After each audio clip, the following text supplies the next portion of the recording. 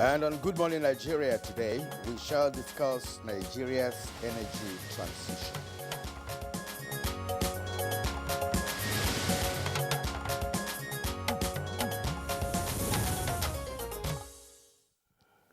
In recent years, global discourse on energy has revolved around the challenges of emissions and its reduction, as well as transiting to cleaner energy sources. Now, countries are pledged to cut down on emissions to meet the world's target of net zero by year 2060. Nigeria's climate law, which came into effect last year, is part of the strategy to meet her target of zero carbon emissions by 2060. This climate law makes Nigeria the first developing country to commit to an annual carbon budget to promote its path to net zero. Now, several issues of concern include the implications of completely eradicating fossil fuels, which contribute to much of the country's economic fortunes, as well as lack of financial commitment from big emitting nations to infrastructure development for proper transition to cleaner energy. At the ongoing Nigerian International Energy Summit, experts insist that while the country's energy agenda is pursued, fossil fuels will continue to play a crucial role in its economic systems. They further add that proactive measures that do not deny the realities and challenges arising from this transition should be taken. Now, although the world targets the delivery of low carbons, now the current rate of population growth and campaign to transit from fossil fuels have serious economic implications for Nigeria, which is exploring natural gas as a transition fuel towards cleaner energy. The consensus now is that Africa should be given a peculiar consideration in the energy transition journey. Several experts are seeking expansion of opportunities in the global partnership occasioned by the transition to ensure justice for all. Now, industry players also agree that the Petroleum Industry Act has a cardinal role to play in creating, as it were, a more conducive atmosphere for foreign investments in the transition process, as well as enhanced local content. Now, today on Good Morning Nigeria, we shall take a look at the country's preparedness for transition to cleaner energy. So on that note, we welcome you to the program. I'm Kingsley Osadola. As always, we are reaching you on the network service of the Nigerian Television Authority. And I'm Kirian Umayo, also welcoming you to the program, and as usual, we'll bring you our complimentary segments. But first, let's take the news highlights with Comfort Amodu. Good morning, Comfort. Good morning, Kirian and Kingsley. Here's the morning news. The Federal Executive Council has approved the sum of $8.5 million for the evacuation of Nigerians stranded in Ukraine as a result of the ongoing war between Russia and Ukraine. The Minister of Humanitarian and Disaster Management and the Minister of State for Foreign Affairs in a joint press briefing explained that though more than 2,000 Nigerians, mostly students, have registered to be evacuated, the federal government has made provision for 5,000 Nigerians who may be affected and willing to return to Nigeria from where they are currently trapped. Mr. President's involvement has been very helpful, and that has enabled us to conclude arrangements to actually dispatch 3 aircraft to 3 different countries to evacuate our citizens. I'm not generalizing. We are saying that for those that don't believe in it, we will continue to intensify our advocacy for them to believe in gender equality and the role that women can play when they are on the decision table to make Nigeria better. Meanwhile, Minister of Foreign Affairs Geoffrey Onyama says his attention has been drawn to an online publication where he was reported to have said in an interview that Nigeria was ready to impose sanctions on Russia for invading Ukraine. In a statement by Special Assistant to the Minister, Sarah Sanda, the minister denied claims by the report of the online media and clearly said we would act in the framework of the UN. If there was a UN resolution, we would be obliged, but there would not be because Russia has a veto power. Presidential assent to the 2022 Appropriations Act came with observations for amendment 2 weeks after the transmission of the amendment bill to the National Assembly. The Senate has passed it for second reading, and the bill seeks to provide additional 106.1 billion naira for capital expenditure and 43.8 billion for recurrent expenditure.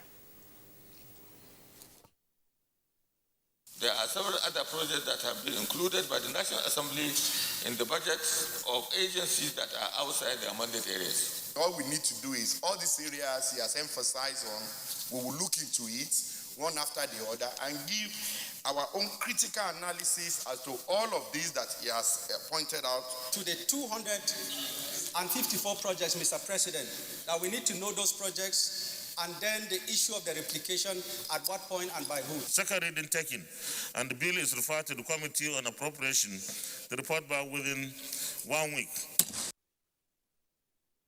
The House of Representatives says duplication of functions of some government agencies may be counterproductive, and so resolved to investigate such scenario. The issue was raised at plenary by the House Chief Whip.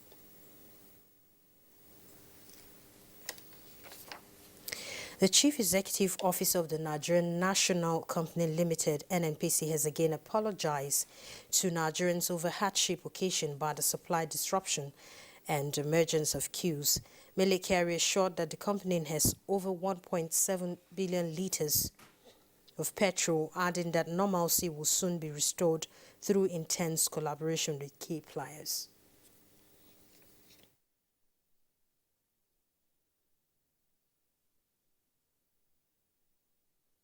We continue to plead on Nigerians, do not panic buy.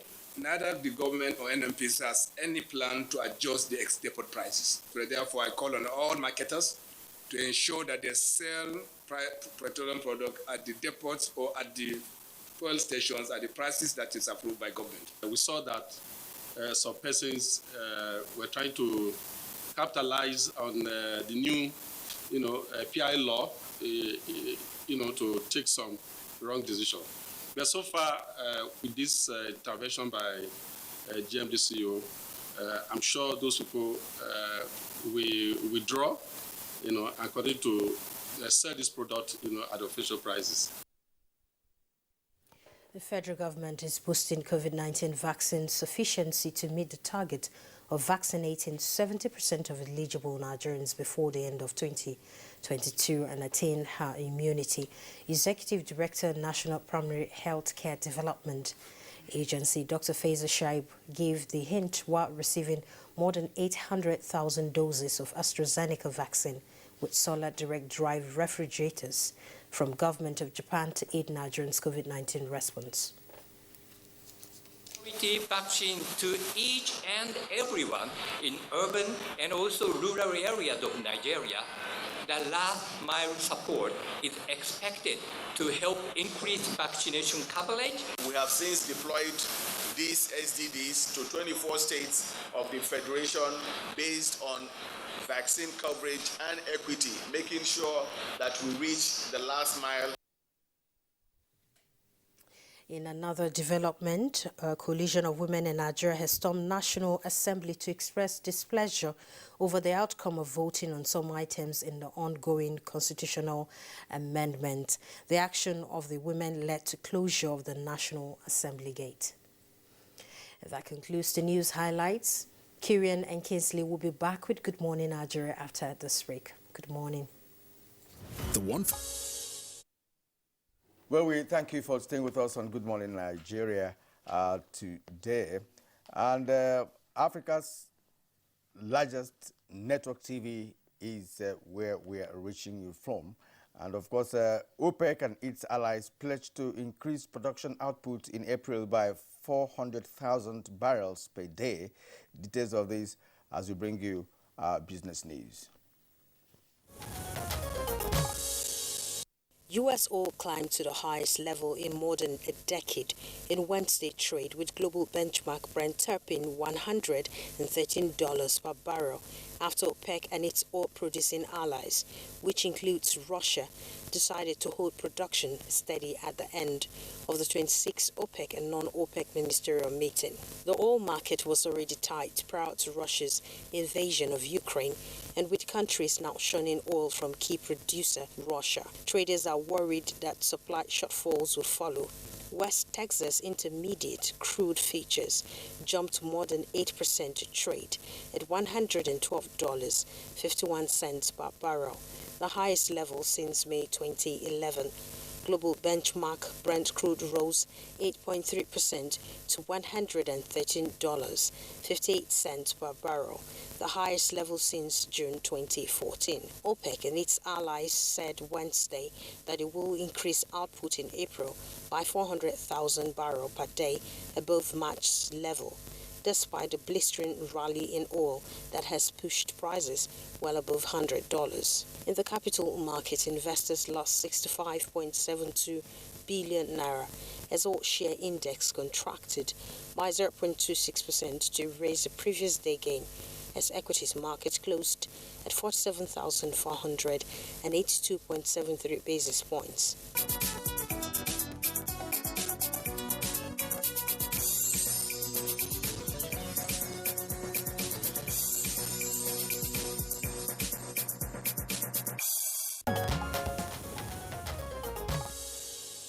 Thank you very much, Comfort, for the business package on Good Morning Nigeria. Coming up next is Newspaper Review.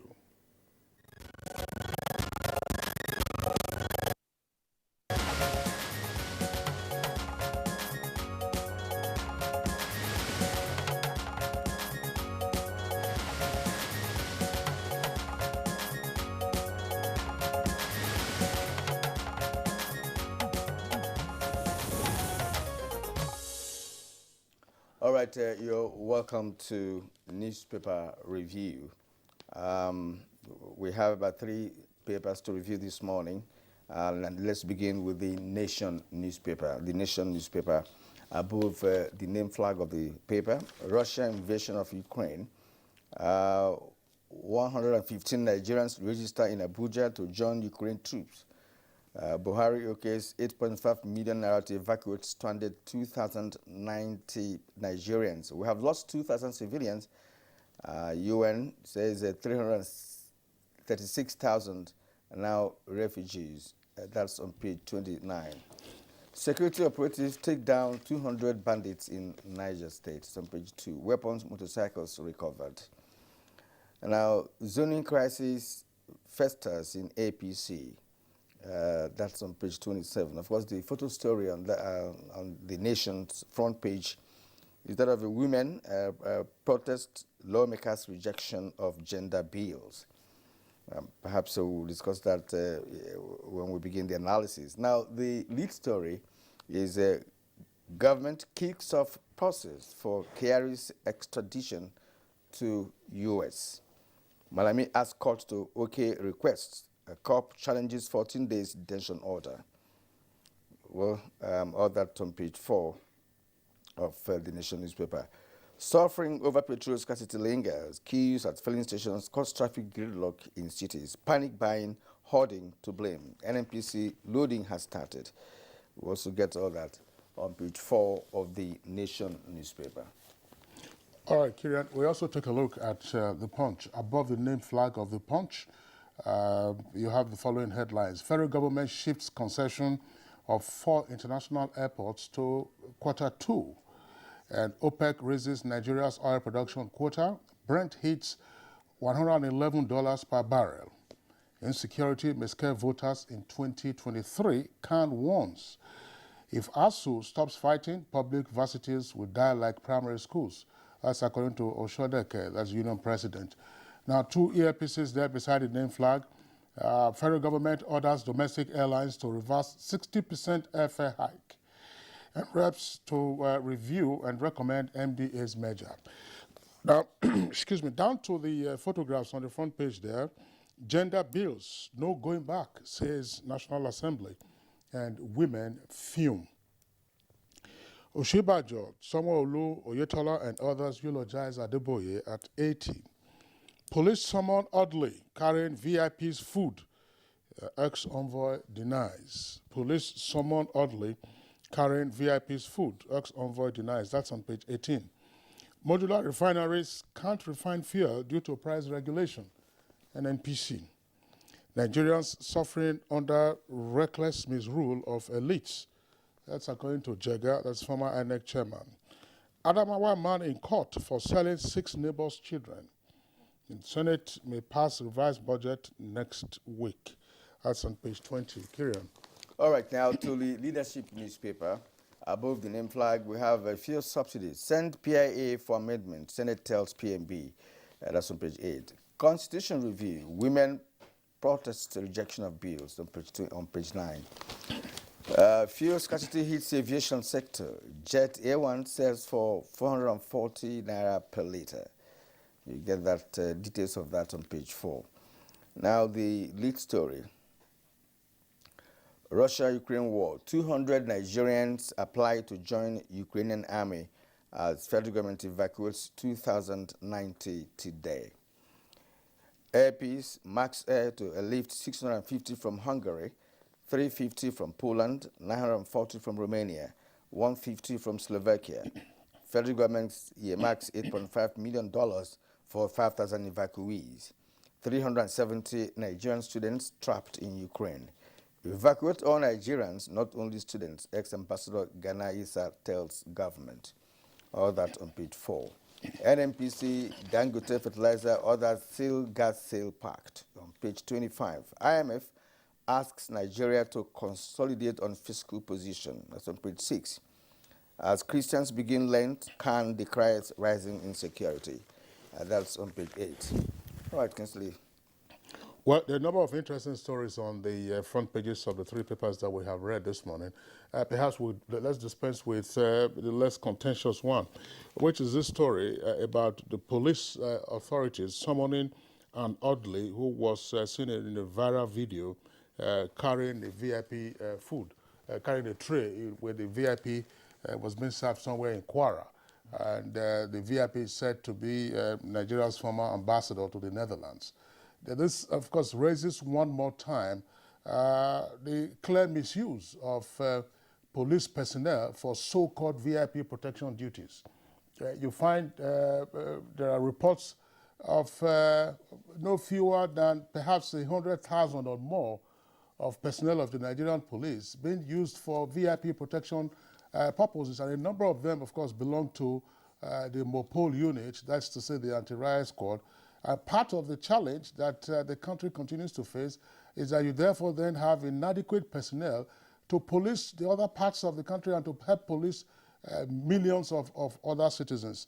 Just a little over a week ago, there was a report of a police orderly or some police personnel who was on guard duties at the private residence of a former governor of Ogun State, that's Otumba Gbenga Daniel, in Shagamu. While the police officer was opening the gate for the driver of the former governor to come into the premises, the driver struck the gate, of course, and also hit the policeman. The policeman died. So this is the way you find police personnel being misused in different parts of the country. And it remains puzzling why Inspector General, after Inspector General, issues the directive for the withdrawal of police personnel from so-called VIP protection duties, and those orders are hardly ever obeyed. You see, Kingsley, I find it extremely difficult, to make contributions to matters like that. Because these are, issues that we have to tackle, we have been tackling over the years. We will talk about it on TV and elsewhere. But I can see that there is already a system problem that you can't just change. Because, like you said, we've had several IGs, whenever they are posted, the next thing you hear is that it's going to withdraw the policemen who are guarding the so-called VIP personnel and what have you. but they never happen. So needless bothering much about that, because it's something we cannot just change. Because why do you think we cannot change it?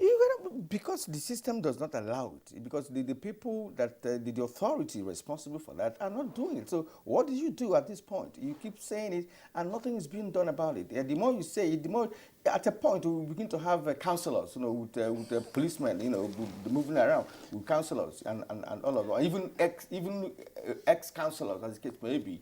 Right, because I want to believe that why this happens is that some of these people don't think that they are safe. When you think you are not safe, that means you have committed certain things that you wouldn't want. You need unnecessary protection, right? And we say that it's only God that protects, because no matter how clever you think you are, or maybe a number of policemen that you may have, if God says, "Look, you'll be attacked," you'll be attacked. There are no two ways about it. Now the policeman at the gate of Bengalen died just for nothing. For opening a gate. It's easy just to open a gate. You should have an ordinary security man who guards your gate under normal circumstances. Why should that be a rifle-carrying personnel that will not be opening a gate for a driver? And look at how the man lost his life. Now, who's going to pay for that? Well, Kyrian, very important points that you have raised. The question also to ask is, were we always like this? Because if we say it's now a system thing, how did it then become a system thing? That Nigerian elite class are simply misusing security personnel, more particularly the police officers who are sent on guard duties. And one of the ways to also take a look at this, Kyrian, would be to say, look, who recruits, trains, and equips these military personnel, sorry, these police personnel? It is from the public purse. Exactly. So it means that we are subsidizing the elite class for their own protection. Exactly. Yeah, Kyrian. Yeah. Let's talk about what I refer to as more important things. You talk about it's also important. Fuel scarcity that we're experiencing in Abuja and other cities. It's very unbecoming. There's a story you read that said that modular refineries cannot refine because of a price or something like that. So the question to ask is this. we have refineries in the country that are not functioning at optimal capacity. Now, licenses have been issued over the years for modular refineries to emerge. Now they have emerged. You're now saying that they can't even refine in the first place. So what was the essence of actually licensing people to begin to establish modular refineries if they cannot refine? So does it mean that something cannot be done to enable these modular refineries to refine? Or are people making money out of the fact that they're not refining because they are depending on importation, which perhaps gives more profit to the businessmen involved in oil importation? I just can't make sense out of the fact that modular refineries cannot refine. In the meantime, as modular refineries are said not to be in a position to refine, according to the story, you have all kinds of illegal refineries in the Niger Delta region. Until recently, when Governor Wike of Rivers read the Riot Act to local government chairmen and traditional rulers, the pollution arising from illegal refining activities was intense. So if modular refineries, the argument, I don't know the details of what they're saying, that because of the regulation, modular refineries cannot function. But Dangote refinery is coming on stream. We had this argument more than 20, 30 years ago, that because of the regulated environment, people were not willing to invest in new refineries. But Dangote took the leap, and we are all now saying that Dangote will be a source of our domestic supply of fuel going forward. Fix the refineries, and modular refineries, whatever capacity they have, can only just supplement what comes out from the major refineries. The other story has to do with the federal government ordering domestic airlines to reverse 60% fare hike. Well, this is coming from the Federal Competition and Consumer Protection Commission. According to the letters of the law setting it up, it has given directives to the airlines to reverse, because the flat rate was simply introduced on domestic routes from a minimum of 35,000 naira to 50,000 naira. And you ask yourself, do all the airlines have the same overhead costs? Not only that, not only whether they have the same overhead costs, fuel scarcity hits aviation sector. Invariably, Jet A1 sells for 440 naira per liter. as against the previous price for that. So who bears the cost? So the rationale for that was not on the basis solely of the fuel cost. They talked about other charges by FAN, by NCAA, and others. But the question to ask is whether all the airlines have the same cost, to say that for each passenger who is flying, say, on a 1 hour route, will pay 50,000 naira per flight. And that's why the Federal Competition Council or Commission is saying that this is price fixing. Well, the airline operators are there to also make profit. That's what we have to realize. As a matter of fact, even the fuel scarcity was If you fly, you won't be making this argument. No. Whether you fly or you go by, but as a matter of fact, if you go by road, for instance, now price for road has increased. Yeah. Who is asking the operators of transport vehicles to stop hiking the prices? Even within Abuja municipality, they have hiked the price of transport. So who is monitoring them?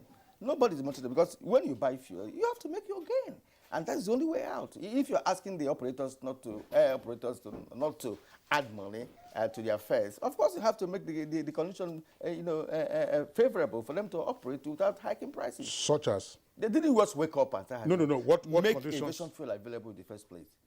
Then all those charges by FAN and the rest of them, they should look into that, because if you are in the business and you are paying FAN, paying other agencies, and at the end of the day, you can't even pay your staff or run the aircraft, do normal turnaround maintenance of aircrafts, how do you now function? Yeah, that's fine. That's a good point. I mean, your C check and D checks, but the key point that the Federal Competition Council has raised is price fixing, and the law forbids that. All right, Kieran, I think we draw the curtain on the newspaper review and take a short break. When we return, of course, we'll be dealing with energy transition. The Nigerian... All right, you are watching Good Morning Nigeria on NTA. Now, we will now begin our conversation segment on Nigeria's energy transition with this background report by Joseph Oseng.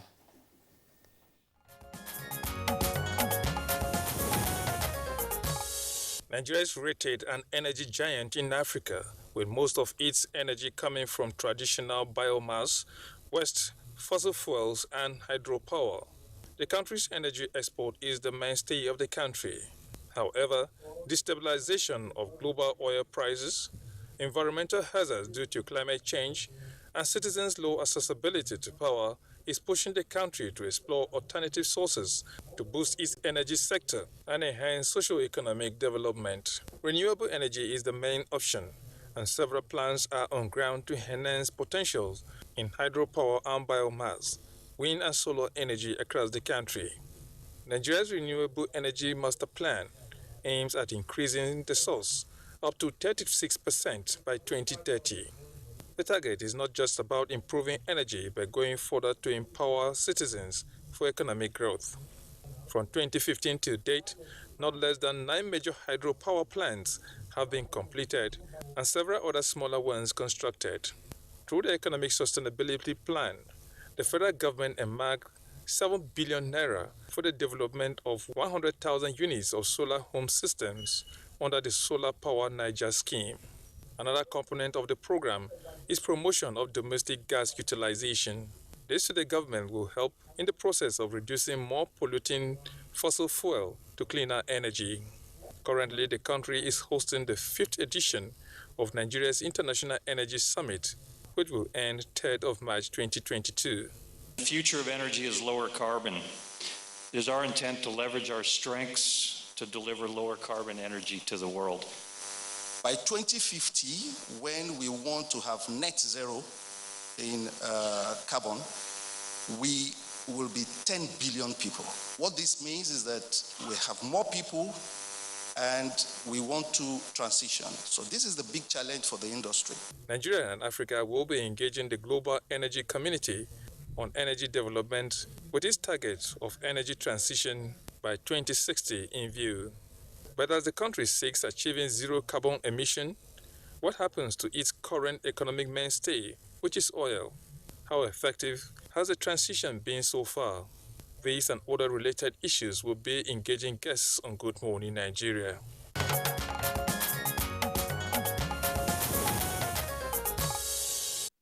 Well, thank you very much, Joseph Olsen, for that background. With us in the studios to discuss issues around Nigeria's energy transition, let's welcome Engineer Simbi Wabote. He's Executive Secretary of the Nigerian Content Development and Monitoring Board. Engineer Wabote, a pleasure to have you on Good Morning Nigeria. Thanks for having me. Okay. Also here with us in the studios, we'd like to welcome Mr. James Shindi, who is Chief Executive Officer of Brevity Anderson Consulting.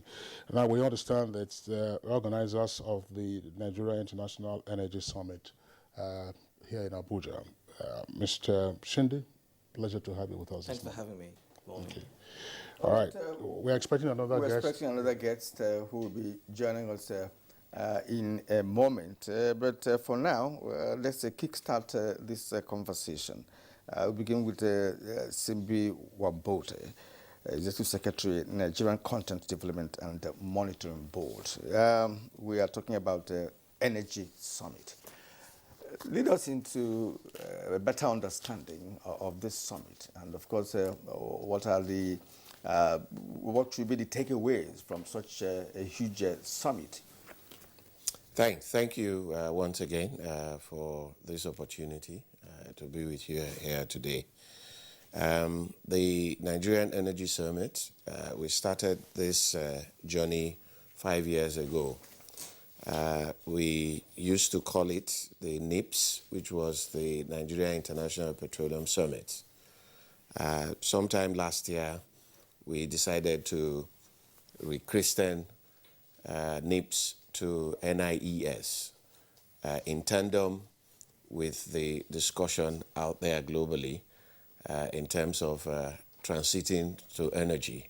And we didn't want to keep the emphasis on petroleum, as it were. So we then coined the name Nigerian International Energy Summit.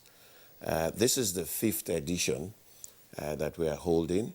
And the theme of this year's Nigeria International Energy Summit is revitalizing the industry,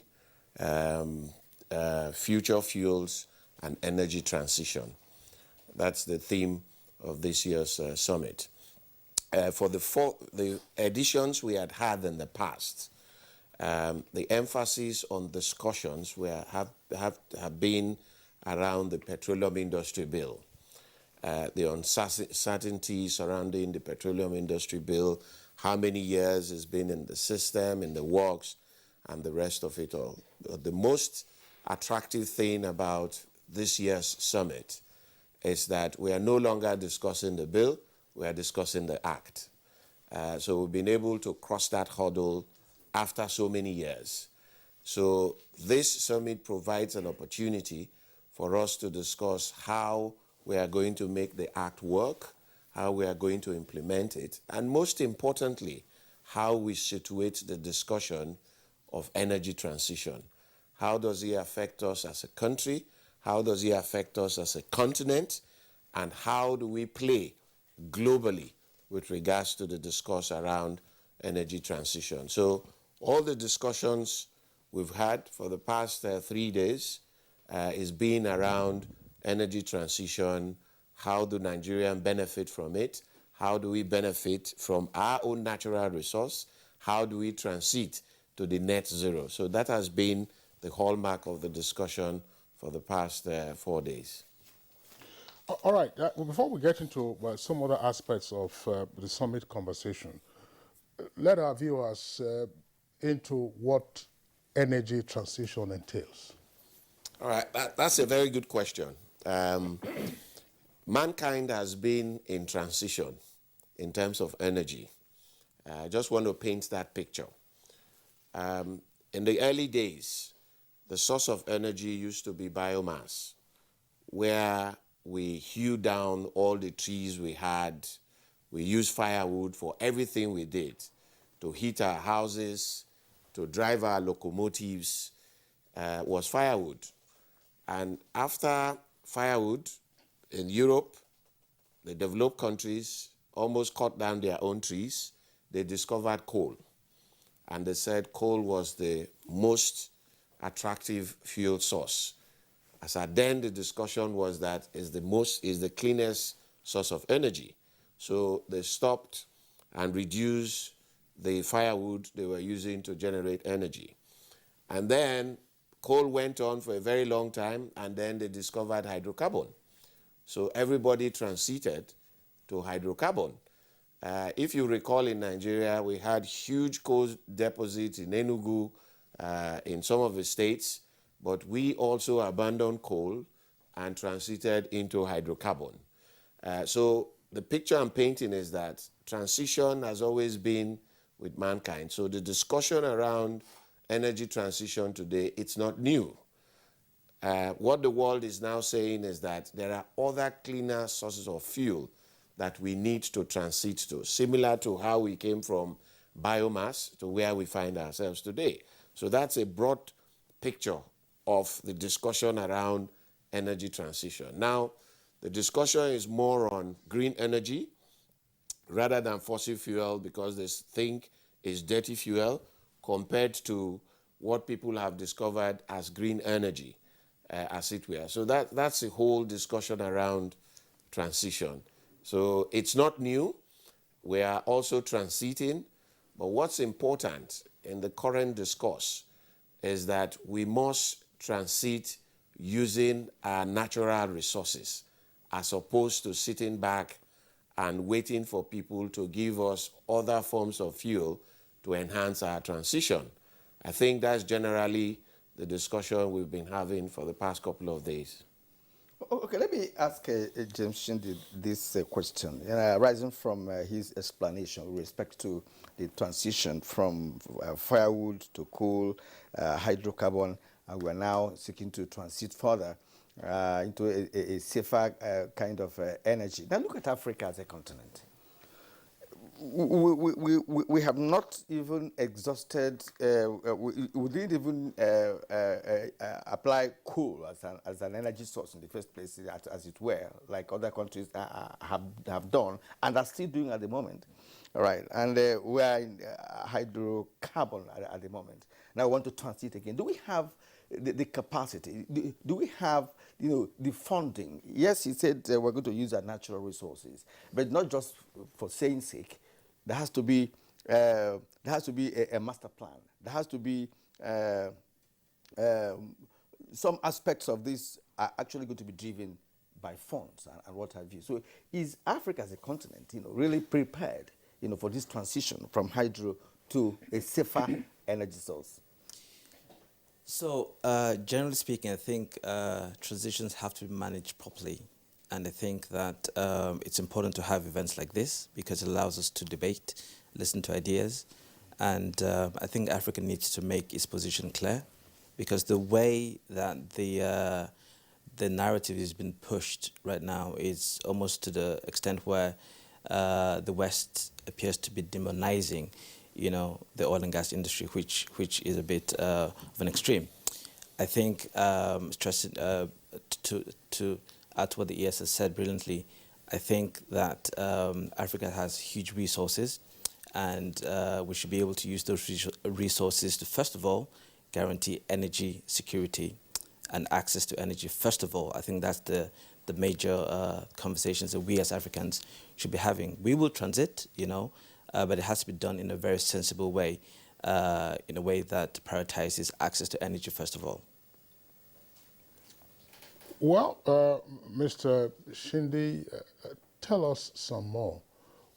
Are we being dragged into this energy transition without being fully conscious of our own values, our own resources, and our own state of development?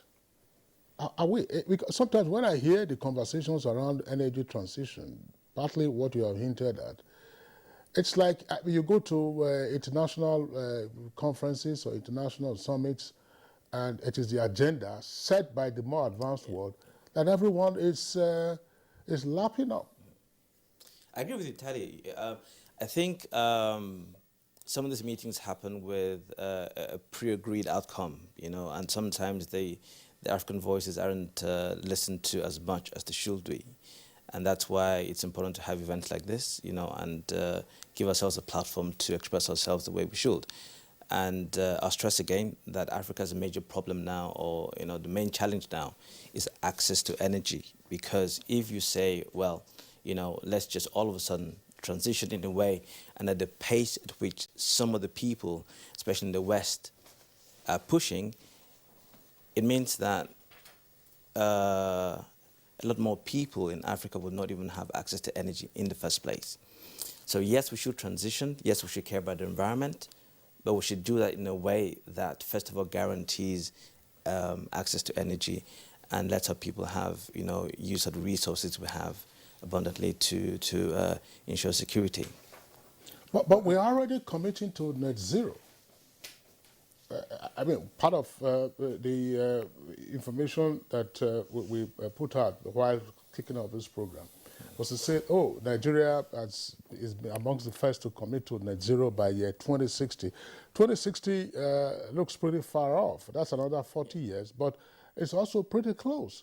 And when you look around at our energy use, for instance, you're asking yourself whether we have sufficiently made energy available for not just domestic but for industrial purposes, so that we take care of our needs and also improve our quality of life.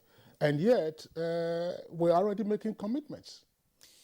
So when we talk about net zero, we're not necessarily saying in the immediate, to abandon hydrocarbons. We're saying also that there's things you can do to lessen the impacts of emissions. So, for example, you can plant trees. There's a lot of investment in carbon capture, and those are important things to look at. It's not just a question of stopping production. We want to ensure that the environment is looked after, because we all care about the environment. It's very important to us. But also very important is that our people need to have access to energy, because you need energy to survive and live a productive life.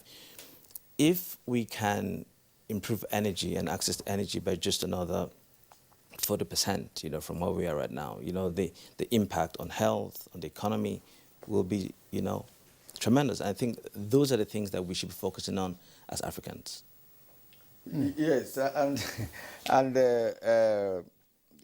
Simi Wabuta, take it from where he stopped with respect to Africa and Nigeria in particular. We are pursuing a Western agenda with respect to this issue of a transition. We're not even an industrialized nation. I don't even know how much of these emissions that you could say Nigeria and collectively Africa is emitting.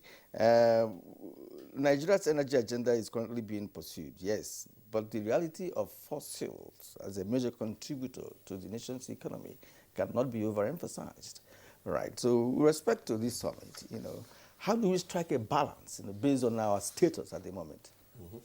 No, thanks. I think Shinde spoke to it when he talked about when we gathered in Glasgow to discuss pre-agreed outcomes in terms of energy transition, where the voice of certain people were also not heard with regards to how they will build their own transition. That's the essence of summits like this, where we then discuss and have a better understanding of this whole discourse around energy transition and net zero. Net zero, as far as I'm concerned, does not mean walking away from fossil fuel. That's not what net zero means. I think Shinde has been able to explain that a bit.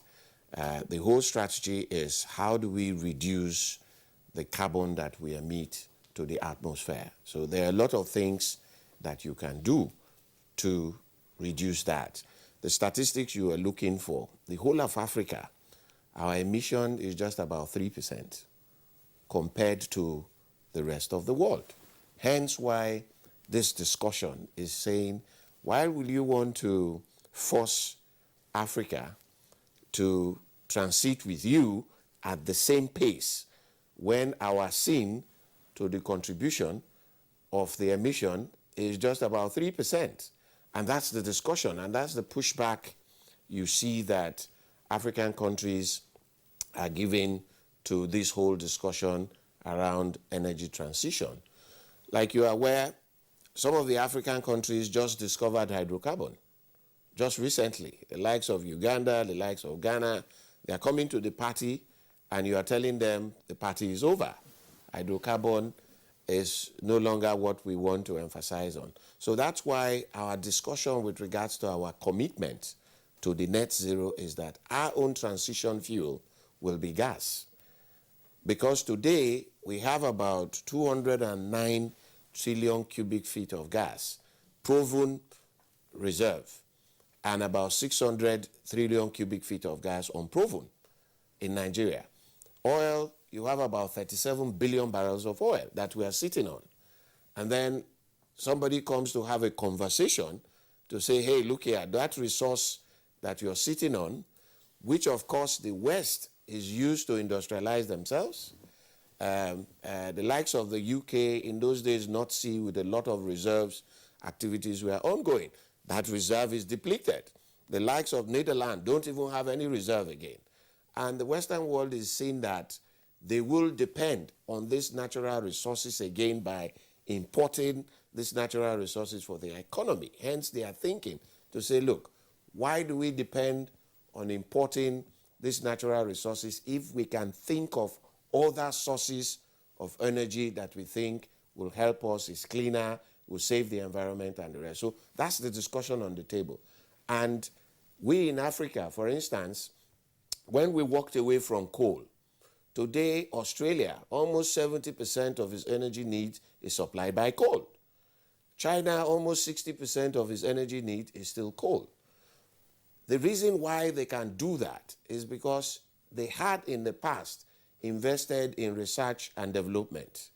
They had in the past put aside funds to be able to extract coal safely to use. Africa did not invest a lot in R&D that will help us manufacture those tools with which we can safely bring out coal and utilize for our development. Rather, we walked away to hydrocarbon. And today, as I speak, almost all the tools that we use to extract hydrocarbon, 2 kilometers of water, is being manufactured by the developed world. And if we as Africa don't decide that it's time for us to also invest in research and development to be able to manufacture those tools to help us continue to use our natural resources, the boat will leave us. And probably we will abandon the same natural resources and wait for them to supply us other forms of energy that will sustain us. Now, look at the argument. If for 56 years, as a country, we have gone into exploration and exploitation of hydrocarbon, and yet we are not able to provide energy for the entire country, is it the developed world that is now telling us about transition, other forms of fuel that will help us get that energy to every household in Nigeria? It's not possible. So part of the discussion we've been having for the past couple of days is to say, look, we must transit with our natural resources, not something else that we import and bring into the country to help us solve our energy crisis. Just to give you a context, today, the entire power consumption in Nigeria that we are producing today is not up to what Heathrow Airport uses today. So how do you then balance that in terms of how do you want to transit? That's why the position of Nigeria is that, hey, yes, we agree that we will transit to cleaner fuels, but we must do that using gas as our transition fuel because to a large extent it is cleaner. When they had the discussions in Glasgow COP26, gas was not listed as part of the transition fuel. But today, I think there's a rethink within Europe and America to say, hey, gas is cleaner, even nuclear energy is also cleaner compared to using diesel and other forms of fossil fuel. So that discussion is coming back on the table, and it will only help us if we deepen this discussion further and believe that our transition is to use our natural resources to get to where we want to get to. You know, Engineer Wabote, at the end of the day, we should also be looking at the end user. Energy is not valuable on its own if it doesn't have a user.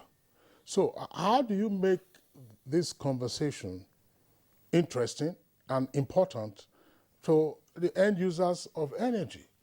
We're having, for instance, an energy crisis in the country. This summit is going on with fear queues all over the place. We read from the papers the apology by NNPC, and the power supply is not as salutary as it ordinarily would be. And so people ask themselves, all this energy transition that you're talking about, people are having to carry their better past my neighbor generators to go to filling stations to have the tank topped up. So how does this make sense to that individual before we even start talking about the manufacturing concerns that would need more power supply? Yeah, I think the truth is that we've been in the global discourse of energy transition, and summit like this and the snippets you get out of summits like this also help the ordinary Nigerian to discuss, to understand the position of the government with regards to energy transition. Because if we have allowed the Glasgow COP26 to hold and we all come back and be in our bedrooms and talk about energy transition, it's still the confusion that you have said. So that's why we said, okay, continue to organize summits like this where we bring industry players, global industry players, who come and give us their perspective with regards to energy transition. And we extract that and continue to have the discussion and educate Nigerians. Yes, I see the challenge. Part of it today is that I think yesterday I said in the near future, within the next 5 years, Nigeria probably will be refining about 1.4 million barrels of oil per day in terms of meeting our energy demand, so to speak, with regards to your PMS, AGU, as the case may be.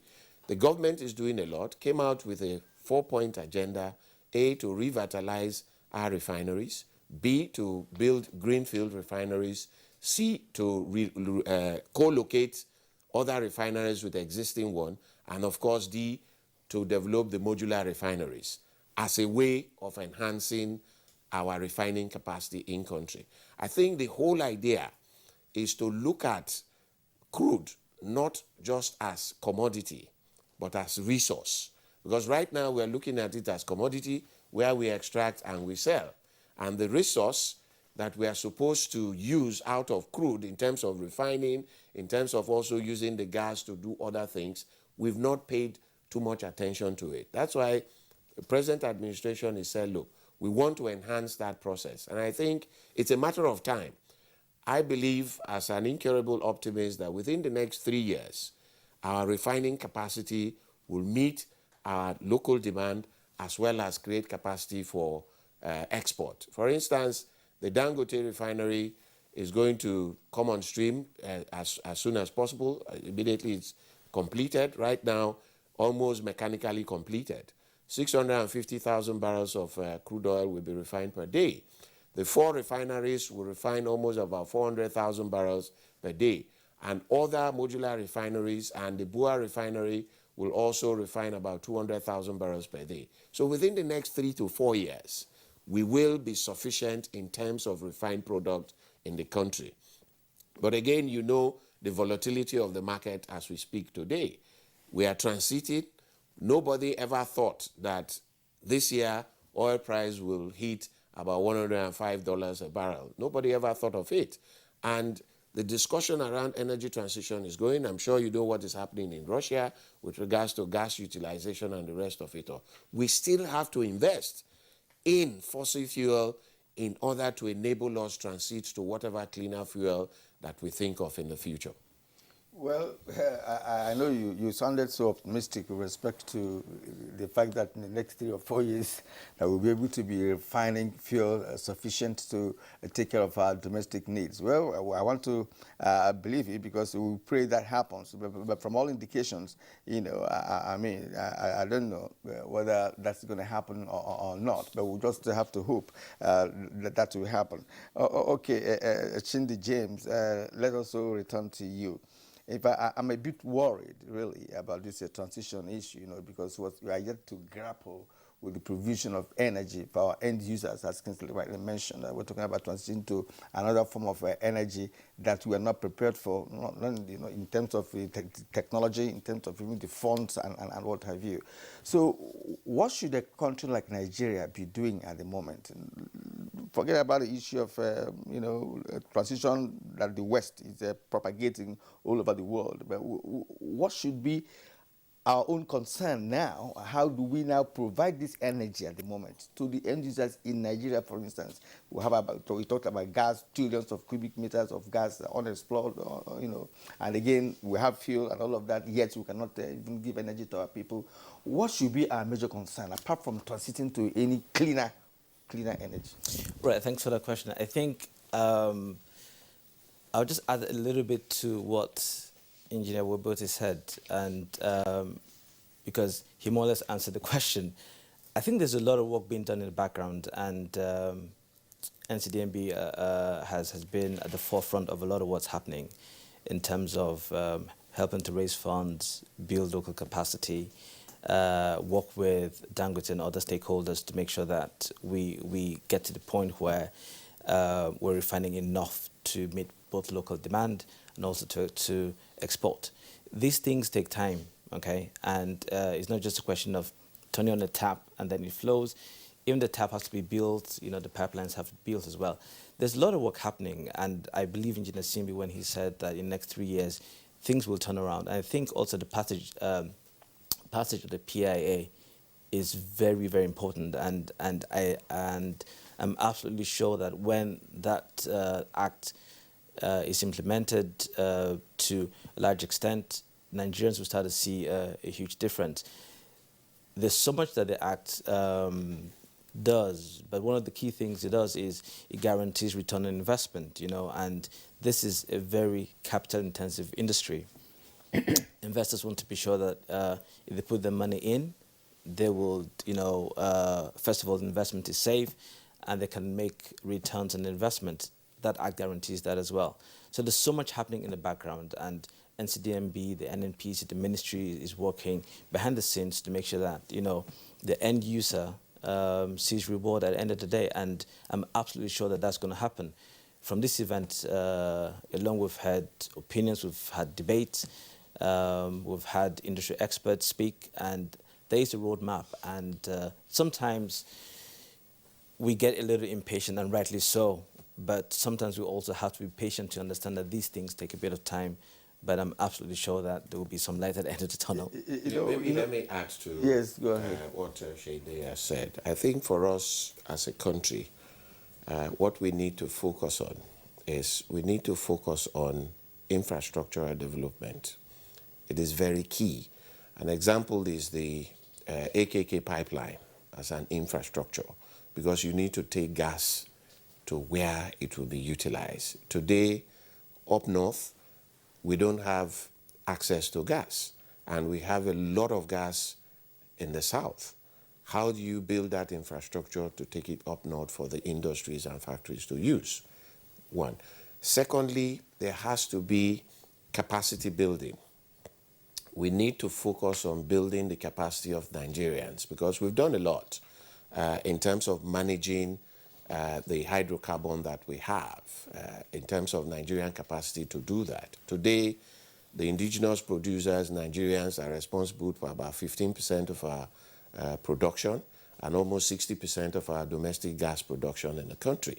But we need to enhance that more in order to get Nigerians on the driving seat.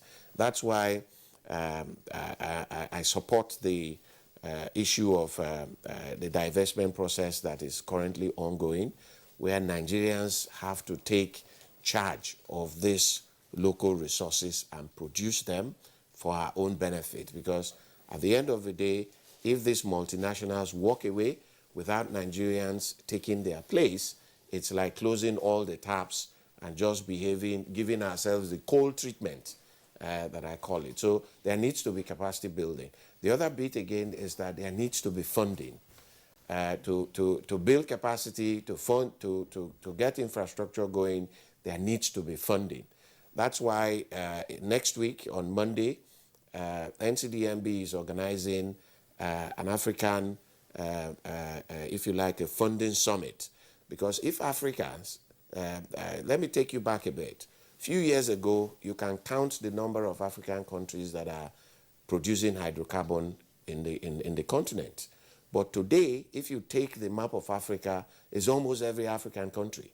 And where is the funding to extract and exploit this hydrocarbon if we don't come together and set aside the required funding? And I think the other elements that we need to consider is investment in research and development. Like I said, most of the tools that you require to extract hydrocarbon, be it gas or crude oil, are manufactured by the international communities. And very soon, I believe that the likes of America or Europe will tell some of these companies that manufacture those tools to say, hey, don't manufacture the tools anymore for hydrocarbon. We're going to give you grants to manufacture tools for what they call green energy. And that way, we will be left without the know-how to extract the hydrocarbon. So we need to invest in research and development. So those are some of the things that we need to focus on. What is the Content Development Board doing with regards to R&D that you just mentioned as being a critical adjunct in the sector? I think we are, to a large extent, trying to catalyze that space. We have limited funds, but as an agent, a catalyst, recently, 2 years ago, we established the $50 million Research and Development Fund to support research, to commercialize research, as well as establish centers of excellence in chosen Nigerian universities. We have a governing council for research and development. We develop a 10-year roadmap for research and development as our effort to galvanize the industry and to galvanize the academia into research and development. And we've made quite tremendous progress. We've been able to fund some research ideas. We're taking them to commercialization. I think in the next 2 weeks or so, there's even a groundbreaking event of a young man who invented a device that we want to mass produce and commercialize around this country. It's connected with oil and gas.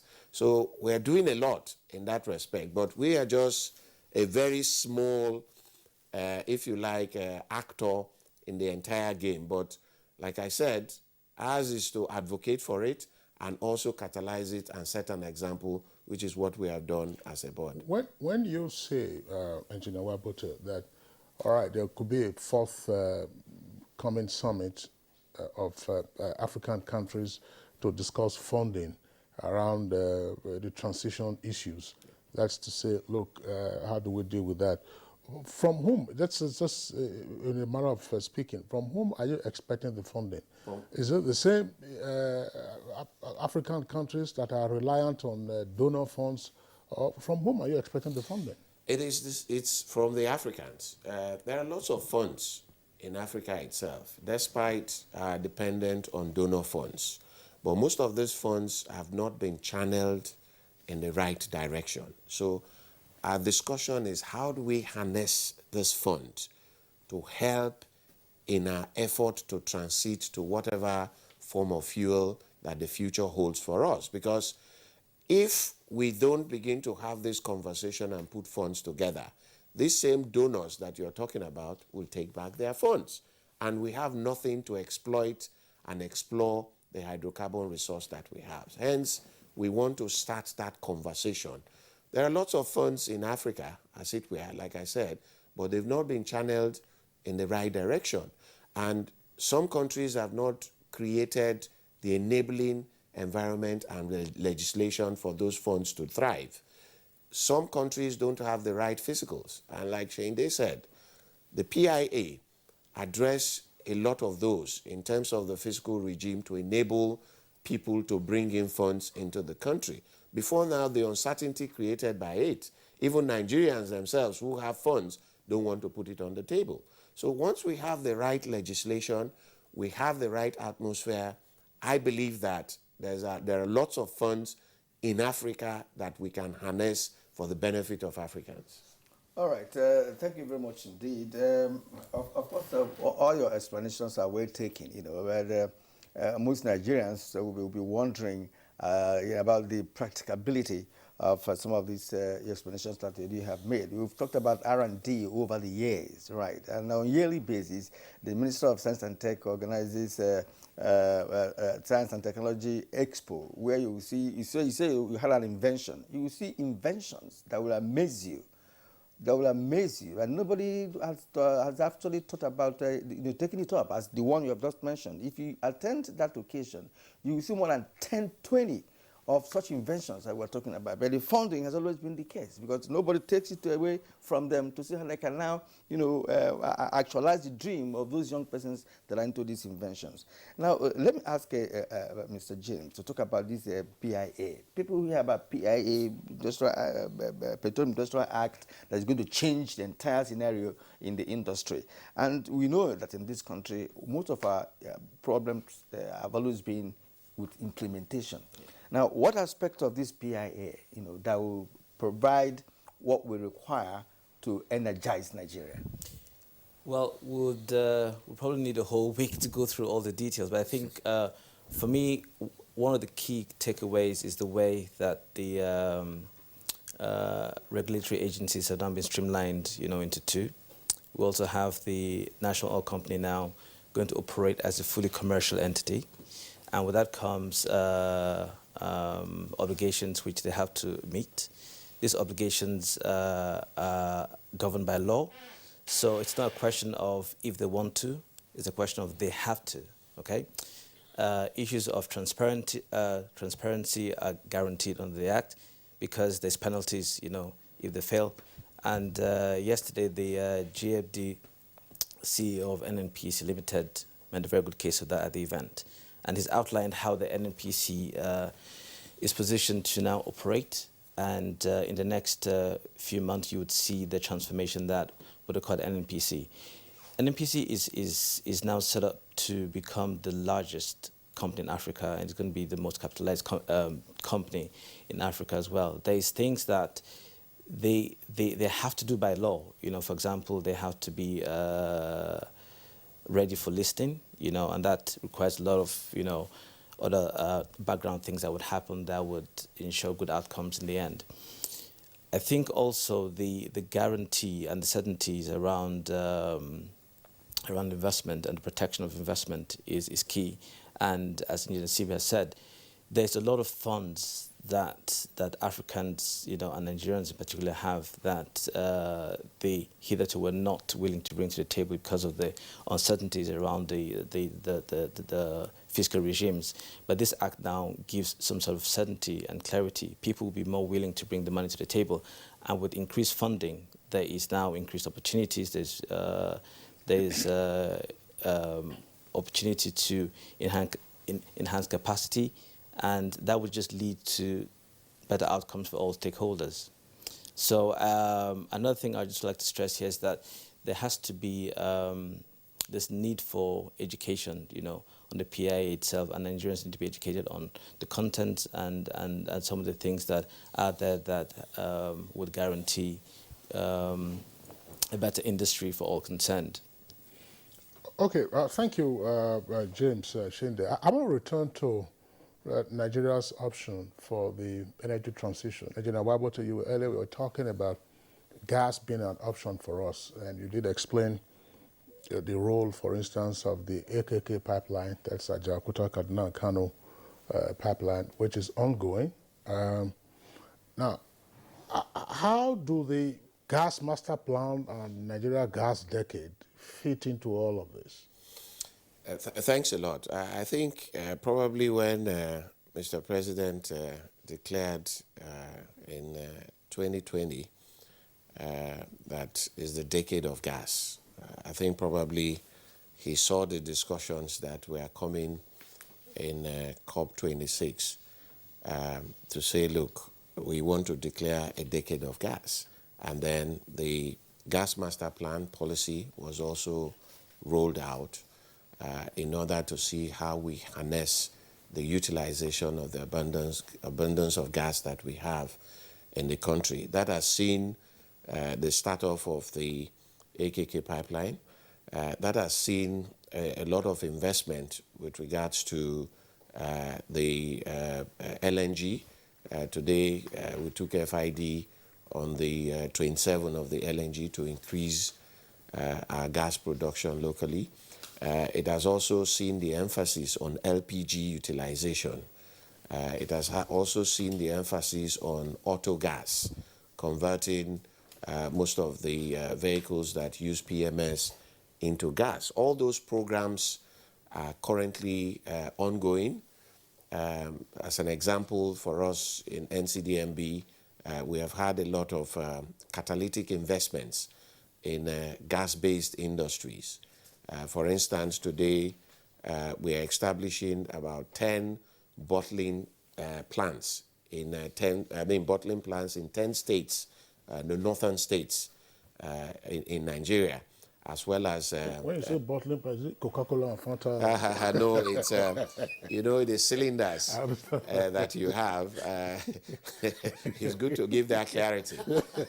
So we are setting up those LPG bottling plants in 10 northern states, and also in partnership with private sector to develop LPG depots in Niger State, as well as in the South-South region, as well as the Southwest, in order to support the Decade of Gas agenda to ensure LPG penetration.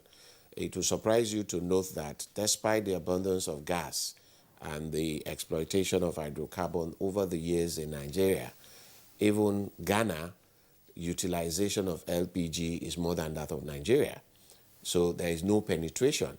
And part of what you see with regards to desertification and the rest of it all is because people don't have cleaner source of energy to cook, so they cut firewood. Yesterday, we were also told that they export charcoal from the south to the north for people to be able to cook and use for domestic activities, because there are no trees anymore to cut to have charcoal. So there's a huge opportunity in the country with regards to gas, just like Shende said. And these opportunities were bottled up in a way because of the uncertainty of the legislative regime of exploiting those opportunities. And with the advent of the PIA, it is now created to an extent that certainty for people to want to invest in harnessing these opportunities, as it were. So the government is doing a lot with regards the Decade of Gas was not just declared on paper. There are a lot of evidence to show that investments are being tailored in that direction and activities are currently ongoing. I'm sorry, just I would like you to also clarify this. When you say that LPG bottling plants are being set up in parts of the country, say up north here, where there's no gas, how is that related to the previous idea that the NNPC utilized when it had botanization plants in different parts of the country? Some years ago, they had that as part of ensuring gas penetration, but after a while, it seemed to have collapsed. Yeah, I think you're right. Those are some of the legacy issues that are being dealt with. Most of those botanization plants are being looked at to be reactivated. They are legacy issues. The emphasis, yes, it was done, but the uncertainty that the industry created did not give confidence to investors to think that those are viable opportunities. So those are being looked at currently in order to enhance our gas utilization. I give you an example. I mean, before the emphasis on the Decade of Gas, our LPG utilization in the country was just about 250 metric tons per annum. Today we are talking about 1 million, yeah, in terms of the penetration. So a lot of work has been done in that regard. NLNG used to export LPG that they produce in country, but today all that is fed back into the Nigerian market. To tell you that we are moving the needle with regards to the utilization of LPG. There are many gas plants that are being set up today to support the production of LPG as well as LNG. For instance, the Bua factory that was established, I think, in Sokoto or so, the power source that it uses is LNG, which is produced by Greenville, and through virtual pipelines are sent to Sokoto. So you imagine if we complete the AKK line, the number of factories along that corridor that to support, or just maybe about 100 kilometers off the corridor of that pipeline. So that's why I talked about the emphasis on investing in infrastructure, oil and gas infrastructure, to help us harness the opportunity that we have in the country. Well, it is indeed interesting to hear that LPG plants are being set up in some parts of the country. We would like to know by who. Is it government-driven or private sector-driven?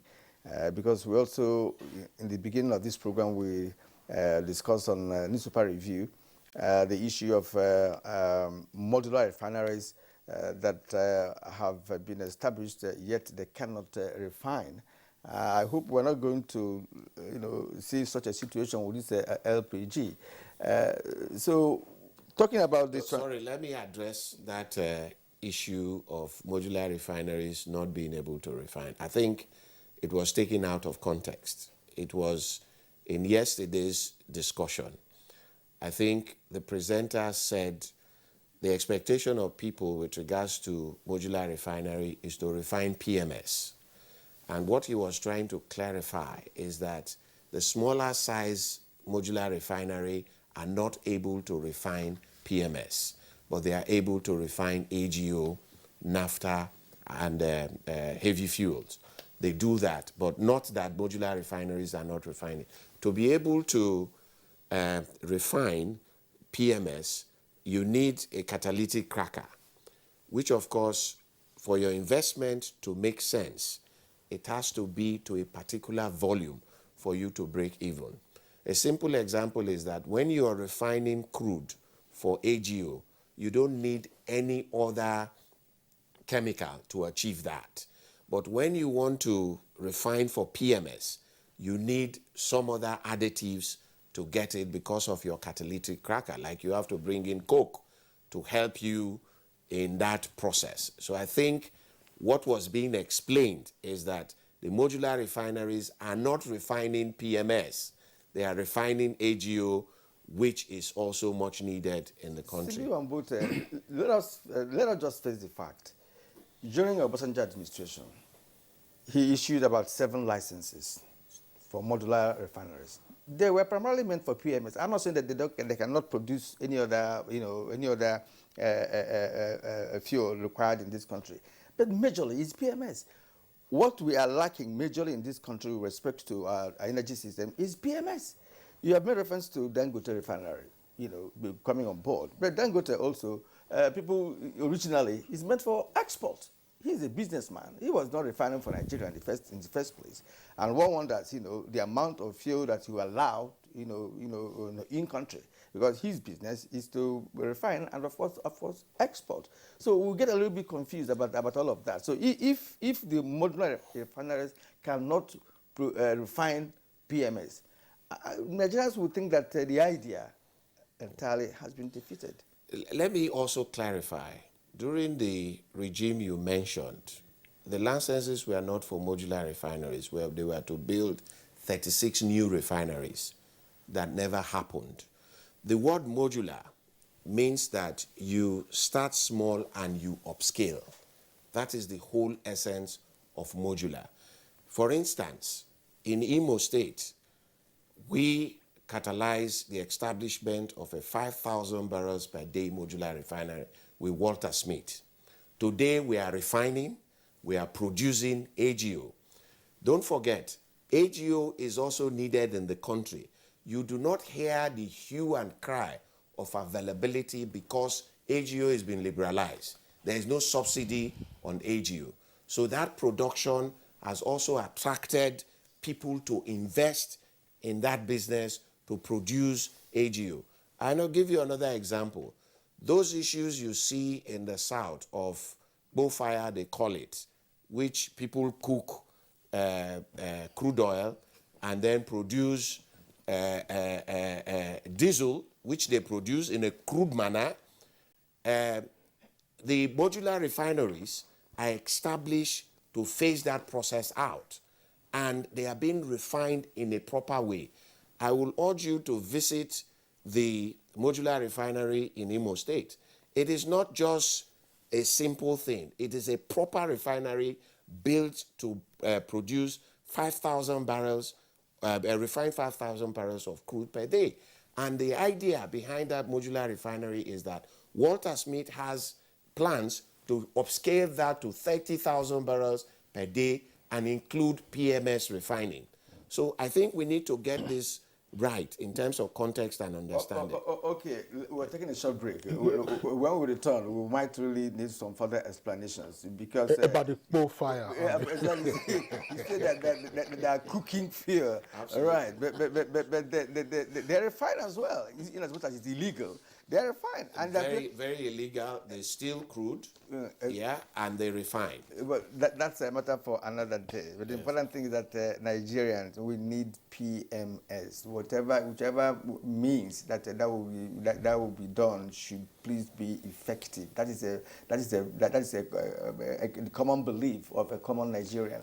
All right. Well, let's take a short break now. When we return, we'll continue with the conversation.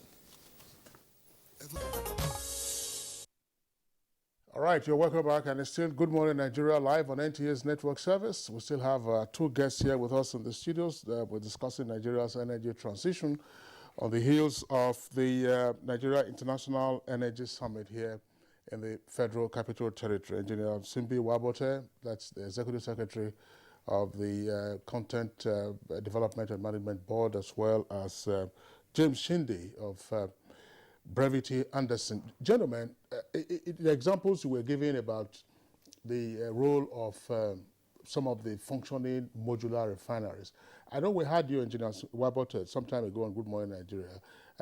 You were also talking about the participation or I don't want to say funding or the role, let's just say the role of the Content Board in the establishment of some of these modular refineries. But let's look at their main products that are now commonly available, namely AGO, that's automotive gas oil, which is popularly referred to as diesel. Yes, the market has been liberalized, but the price of AGO today is nothing less than 420 naira a liter. And 2 years ago, this was about 200 naira or so, which was still pretty high. Now, who are the users of AGO? And what is the knock-on effect of this? If in-country they are refining and these modular refineries are the ones producing them, or whoever the diesel importers are importing, and we are having this price, is this the outcome of liberalization? Does this not justify the arguments often made by Labour and others that if you liberalize the downstream sector, particularly PMS, you're going to have an unmanageable economic situation on our hands? I think one thing we forget to realize is that AGO that you mentioned is a byproduct of refining crude oil. And in the economics of it all, when AGO was 200 naira, as you mentioned, I guess you remember the price of crude oil as at then when it became 200 naira.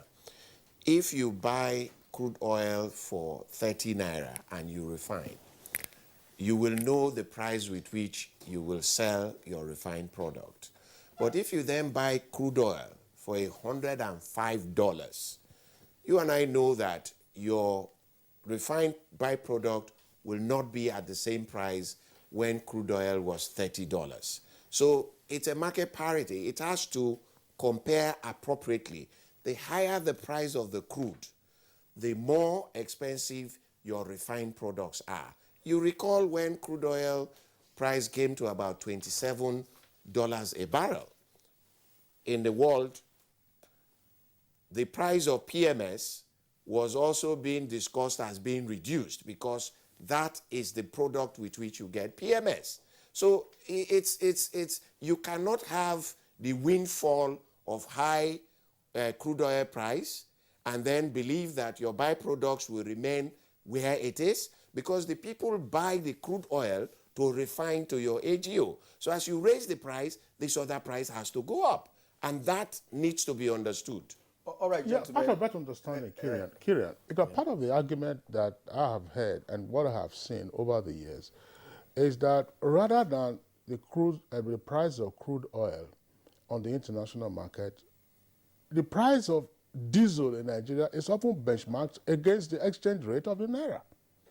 So when you have volatility on the exchange rate, then the price keeps going up, because the part of what you keep hearing is that, oh, they are importing, and nobody makes I don't know what the refining capacity is now, either from coal fire or from modular refineries in terms of supplying the domestic market. But what you keep hearing is that, oh, look at the value of the naira, it's gone down, so it's gone up, because the 105 naira per liter we're talking about, even the $100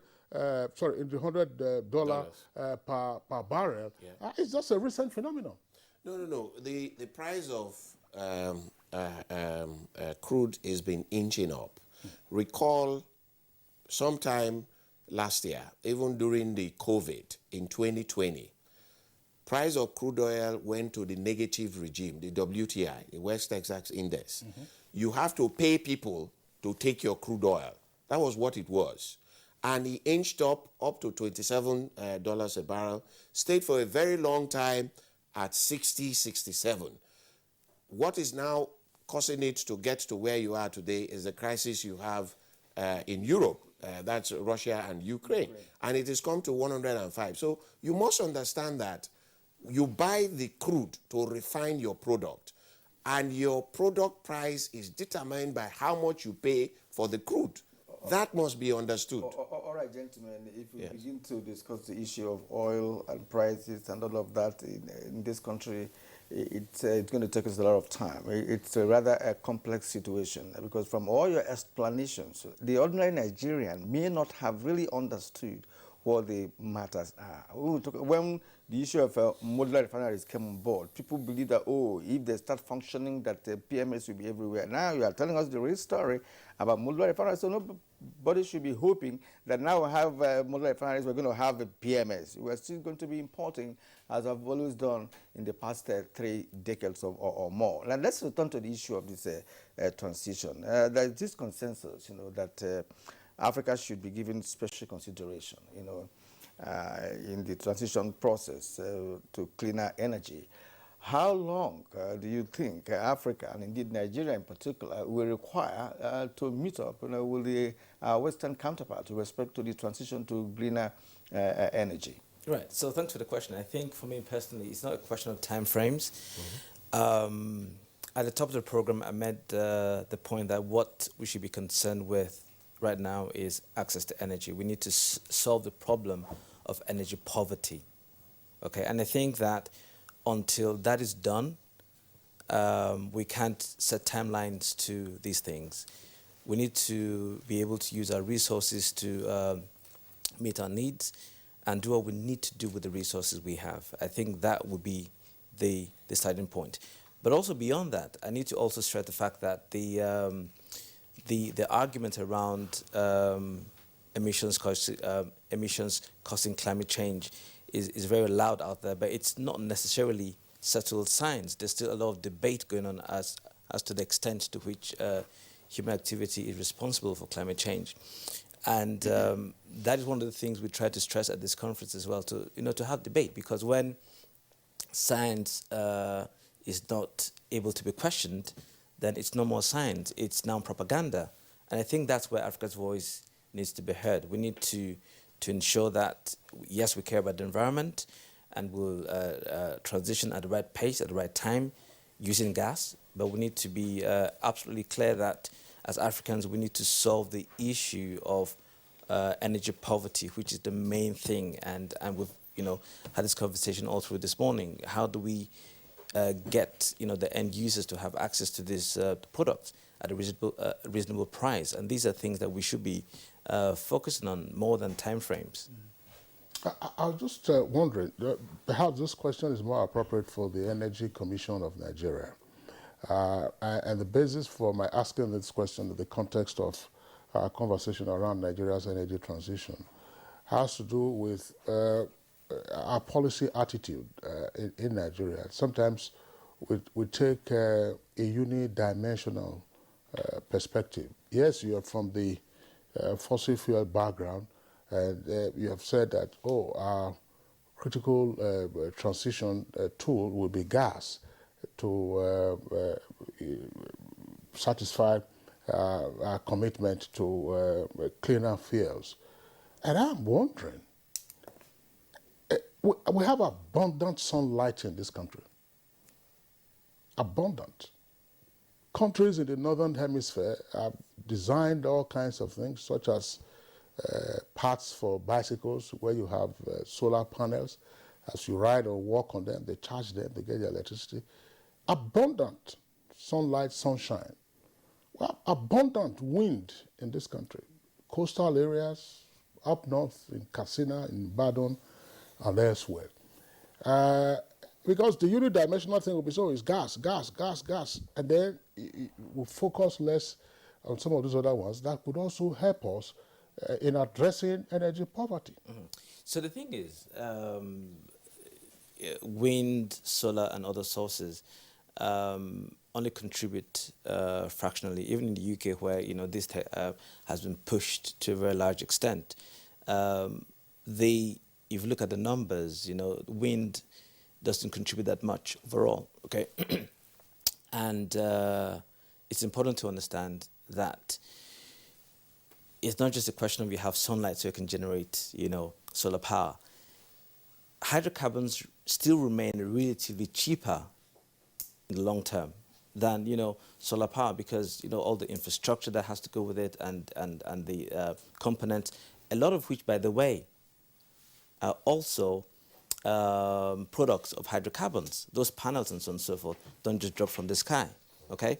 So the whole conversation has to be around, we can't demonize the hydrocarbons industry, we have to manage transition in a way that is responsible.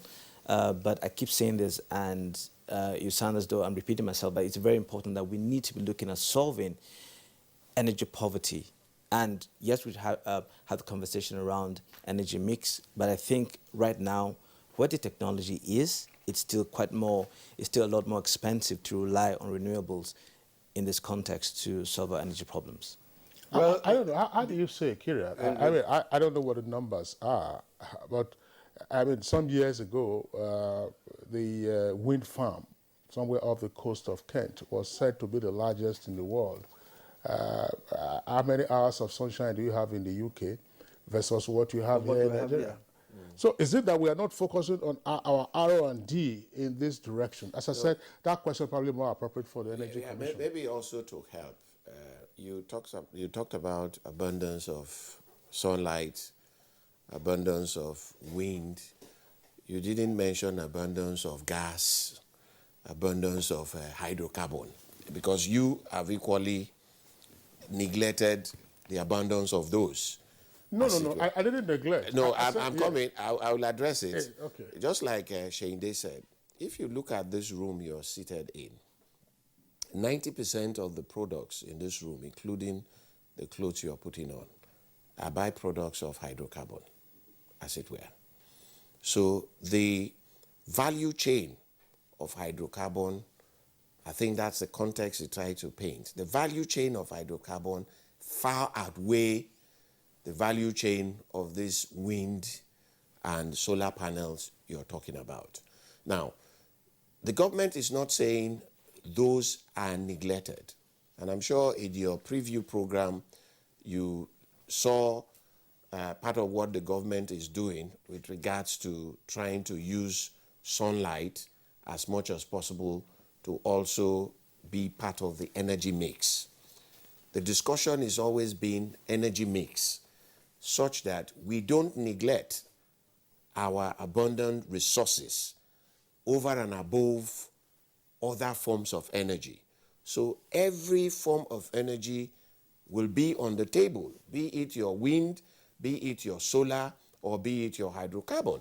But the point that is being discussed is that hydrocarbon, as it were, if you ask me in terms of where our knowledge lies today, we have a lot more knowledge in that space, particularly knowing the abundance of gas that we have. So, Engineer Wabote, I'm not cutting you short, yes, right? But you have spoken so well with respect to the hydrocarbon and its value chain and what have you. That is true. You also spoke about R&D earlier on, and R&D has been carried out in the area of wind energy, solar energy, and what have you in this country.